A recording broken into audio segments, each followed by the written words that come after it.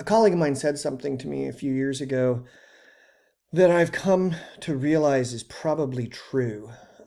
What he said was this. He said, your students are going to have a better experience in their courses, and they're probably going to learn more if they like you and if you like them. Now, clearly, that doesn't mean that if teachers like students or students like teachers, that they're necessarily going to learn something. That's clearly not the case. And it's also clearly not the case that you can't learn something from someone you don't like, or you can't teach someone something that you don't like. But generally speaking, in my experience, and I say this as my experience as a student, I had a better experience with the teachers that I had that I liked than the ones that I didn't like. And bizarrely, there's some teachers out there who don't like students. I've never understood that, why you would take that as a career if you don't like the job you're doing, but nonetheless. So at any rate, I wanted to give you a little bit of a sense of kind of how I roll so you can determine right up front whether I'm going to be the kind of person that's just constantly triggering you all semester long. Because if you're having to contend with your dislike of me as I'm trying to get you to understand something, that's just making your life a lot harder than it needs to be. So I just wanted to share with you a couple of things that I think. So one of the things that I really value is intellectual curiosity, intellectual humility. What I mean by that is this, is I am way less certain now at 52 of what's true. I'm way less certain today about almost everything than I was when I was 20 or 25. When I was that age, I truly believed that I had it all figured out and that I just had to keep gathering information that would continue to confirm what I thought to be the case, and then just get myself moving in this direction of kind of reshaping the world in the way that I thought it should be shaped. And boy, I realize now that was just a stupid way to live, right? For one thing, it's really boring. It's also obnoxious, but it's really boring because you're not opening yourself up to ideas that you might otherwise benefit from considering because you believe you've already identified the worthy ideas. But perhaps even riskier than that is if you don't move forward with intellectual humility and with the understanding that you're probably wrong about what you think to be the case at any given moment, then you'll never figure out what it is that you don't know, right? So I can find myself in this position where I don't know something. And if I know I don't know something, that's all right. I can turn to a person who has that information, or I can Google something. Knowing that I don't know something, that's okay. But not knowing that I don't know something, that's ignorance. That's a truly vulnerable position to be in because I won't even be aware of what questions that I need to be asking. And the only way to find out what it is that I don't know is to listen to people who are saying things to me that don't necessarily align with what I already think to be the case or what I already know. So I have to kind of open myself up. It's super, super risky feeling, but I have to open myself up. And I have really valued the benefit of doing that for the last 20 years, maybe 15 years of my life, 20 years. And I really appreciate it when students are way more mature intellectually than I was when I was a student, who are also able to come into to a situation and make themselves vulnerable by being willing to admit this. I've been wrong in the past. When I was wrong, before that moment I realized I was wrong, I thought I was right. And I didn't know I was wrong until it was pointed out to me. So there are things that I believe right now that I think are true that I'm probably going to find out in a week or 2 weeks or 5 years or 20 years that aren't true in the way that I'm thinking right now. And I don't know what those things are. I don't know what it is that I think is true right now that I'm going to think 5 years from now is actually true in a different way, or it's just plain false. So the only way I can figure that out and kind of survive it is by adopting this posture of intellectual humility. So that's how I roll. I don't have an interest of convincing you of anything. I don't have an interest in compelling you to think a particular way. And I think it's really good when you can share that attitude with the other folks in your classes. The only complaint or not, this isn't a complaint about me. When I've asked the college, what kinds of complaints do you get about students? In the last couple of years, the complaints that have been becoming the most common from students is that they feel reluctant to ask questions or speak in class because of how their classmates are going to respond to the questions that they ask, to the statements that they make. So I'm hoping that we can create this environment where we're all able to come forward and take some risks and be supportive of one another and be willing to say, like, I probably don't know, maybe I'm off here. All right. I always assume your motives are good until you've given me really, really, really good evidence to the contrary. But look, you walk into a classroom, you're already making yourself vulnerable if you're coming there to learn, because you're walking in the door and saying, well, here's something I don't know everything about. So I'm gonna give some control over to another person, i.e. me, and to a certain extent some of your classmates. And so I respect that not a surrender, that's too strong of a word. I respect that respect you're giving me in coming into a space with me and trusting me by assuming that you're worthy of being trusted as well. So I'm not going to jump to conclusions about what you do or say and assume from hearing something that rubs me the wrong way that your intentions are bad. I'm always going to assume your intentions are good, and I'm also going to assume that when you ask a question, it's a stupid question, and there are stupid questions. I can say this authoritatively because I ask them all the time. There are dumb questions. But if you really want to know the answer to a dumb question, the only thing dumber than the question is not asking the dumb question.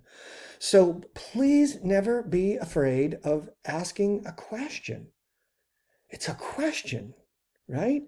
And it's how I make my living, right? So ask questions. You're not going to offend me and hopefully nobody else by asking questions, even if they seem dumb. All right. So let's really get to it here. I believe very, very strongly that students are anti-fragile. This is a really core belief of mine, and this is might make you bristle, but here's what this means. If you think about it like a wine glass, it's fragile, right? There's no plasticity in it. If you drop it on the floor, it's likely to shatter and never be of use again. It will be destroyed.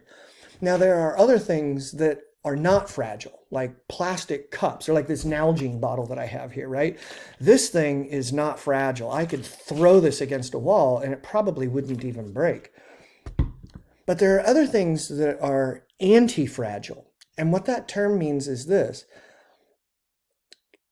they become stronger by being stressed and challenged.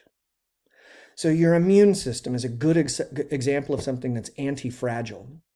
If you don't expose yourself to any dirt and germs, you never get sick, you're going to have a lousy immune system, because your immune system gets stronger when it's challenged, when it's stressed. Now, that doesn't mean that your immune system can't be challenged and stressed too much. It can be. You can have an illness that kills you, right? And then it's all over. But you need to have a manageable amount of stress and challenge in order to develop a healthy immune system. It's the same thing with muscles, right? The way your muscles get stronger is by going to the gym and lifting weights or running on a track or whatever. Same thing with your bones. You better subject your bones to some pounding and force and pressure and stress. Otherwise, you're going to have really weak bones, okay? Now, when I say that students are anti-fragile, I mean intellectually. I mean emotionally. I think it's really important that you think of yourself as resilient, that you can face a challenge and you can use all the resources that you have at your disposal to tackle that challenge, and you can come out on the other side of that challenge stronger intellectually. Okay? So that means you're going to come into this course, and at some points you're just going to be holding your head and you're going to want to say to yourself, I can't do this, I can't do this. And I don't believe that. I know you can do this. I know that. And if I know it, you should know it. So I want you to embrace those challenges. When somebody says something, because I'm going to ask you all kinds of questions this semester about, I'm going to ask you at some point, does God exist? And hopefully we have a really rip-roaring argument about that, like everybody else has been doing for thousands of years. And I think that's a great question to talk about responses to.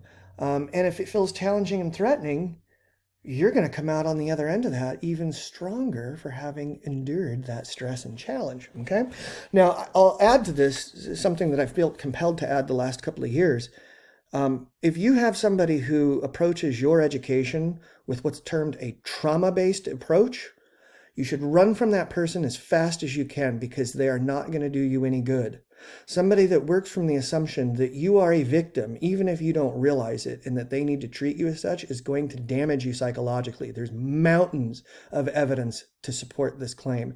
And there are mountains of evidence, it's almost incontrovertible at this point, that approaching education with an anti-fragile mindset is enormously beneficial to you emotionally and intellectually. So that's how I roll. I'm not going to shy away from challenges you put to me because they'll make me stronger. And I'm going to ask that you try to grapple with the challenges that I put to you. They'll be manageable and you are safe in our room. The worst that happens is that you're wrong. Right? That's the worst that happens. You say something and you realize, oh, I guess I was wrong. Or, oh, I think I need to change my mind. Big whoop. Those moments are great in life. All right. Something else that's really important about me, I believe you have agency. What that means is I believe you have control over your life. That doesn't mean that I believe that your circumstances don't exert a tremendous amount of influence over your life. I know that you didn't get to pick your parents. You didn't get to pick where you were born or the features of your biology. You didn't get to pick your DNA. But that doesn't necessarily mean that you are under the control of your circumstances totally. In fact, I think I could prove to you logically that it's impossible, it's impossible to hold the belief and be logically coherent that you are what philosophers would call a physicalist, that you are totally a physical phenomenon that is controlled by the circumstances, the biological, psychological circumstances of your life, and you don't actually get to make choices. It just feels like you do. I don't think that that is a logically coherent position. If you want to talk about that at some point, we can. It's complicated to lay out, but it's really interesting. So I roll with the assumption that you are responsible for your actions, even if you're not responsible for all the circumstances of your life. In other words, I don't accept the argument that there is an external locus of control over you, to use the fancy term. I assume that you have some amount of ability to make decisions freely, even though there are very powerful influences working in your life. If that weren't the case, then you'd have to, well, anyway. So I roll that way. You're responsible, I'm responsible. And then finally, I make mistakes. I probably have made some in these videos, but you make mistakes too. Ha! So we're even. And I'm saying that because all this said, I really want you to concentrate on being thoughtful this semester. Don't be a jerk. Not that you'd be a jerk. I would know you wouldn't be a jerk. But we're working in this online environment, and I know that you know that texting and online and all this bullshit social media is such a weird world that we live in, and things can slip off the rails really quickly, okay? So, two things. One is, if you're going to throw something out there that you think might cause somebody else to feel upset or offended, just frame it as something like, well, maybe I'm off on this, or I could be wrong about this, but, and then say what you want to say. If you open up by acknowledging that you're not dead set in this way and wanting to hammer us over the head with something or belittle us or make us feel less than, we'll hear you out. And then we're going to give you the same consideration. Say, well, that's really interesting. Now, I might be wrong about the way I'm responding to this, but, okay? Now, if somebody does say something like in the discussion board or somewhere that just really causes your hackles to go up, what is a hackle anyway? If it really causes you to bristle, good advice for life. Wait to respond to that offensive whatever until the next day. That'll save you a lot of headache in life. Trust me, you can benefit from my experience. Don't fire off a speedy response. But the second thing to do is if you really are feeling kind of taken aback or put off, reach out to the person privately or reach out to the person through me just to check in, see like, hey, I don't know what your intentions are, but this is how I experienced what you said. Does that line up with you intended? And do it privately. Don't pull a Twitter on somebody. I mean, not that you do that, but like, don't post something to our class discussion board that could make somebody feel like they're being backed into a corner. It's a lost opportunity to build bridges with people who are different from we are. So let's just assume everyone's intentions are good, and when we start to wonder otherwise, we're not going to call that person out into some public forum where we can flog them, or we're going to check in with them personally. Okay, so if it seems like I'm the kind of dude that's going to drive you nuts and trigger you constantly all semester, I really hope you reach out to me so that we can figure out a way to minimize um, my impact, my negative impact on your ability to learn, because I want you to finish this course successfully and I want you to have a good time while doing it.